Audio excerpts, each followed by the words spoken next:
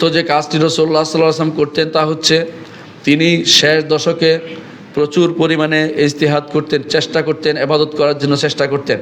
রাসূলুল্লাহ সাল্লাল্লাহু আলাইহি ওয়াসাল্লামের সাহাবী বলতেছেন যে কানা ইজা দাখাল আশুল আওয়াখির, শেষ দশকে ঢুকলে আয়কাজ আহলো, পরিবারকে জাগাতেন, সারা রাত ধরে জাগতেন রাসূলুল্লাহ সাল্লাল্লাহু আলাইহি ওয়াসাল্লাম।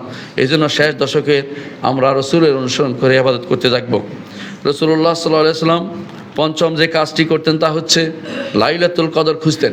লাইলাতুল কদর খোঁজার জন্যই তিনি ইতিকাফ করেছেন তিনটা। এর বাইরে একান্ত হওয়ার জন্য বাড়তি কিছু সুবিধা আছেই, কিন্তু লাইলাতুল কদর খোঁজার জন্য একটা কারণ, যে কারণে তিনি ইতিকাফ করেছেন।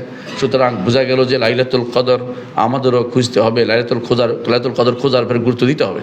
অনেকে দেখা যায় প্রথমে যেভাবে মসজিদে পূর্ণ থাকে, শেষ দশকে আসলে মসজিদগুলো খালি হয়ে যায়, বাজার করার জন্য ব্যস্ত হয়ে পড়েন।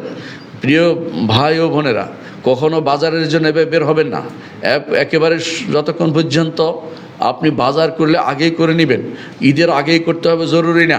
যতক্ষণ পর্যন্ত চাঁদ না দেখা যাচ্ছে অতক্ষণ পর্যন্ত মসজিদ ছেড়ে চলে যাবেন না। শেষ দশকে অনেকে আছে 27 রাতিতে খতম করে ফেলে আর মসজিদের দিকে আসেন না।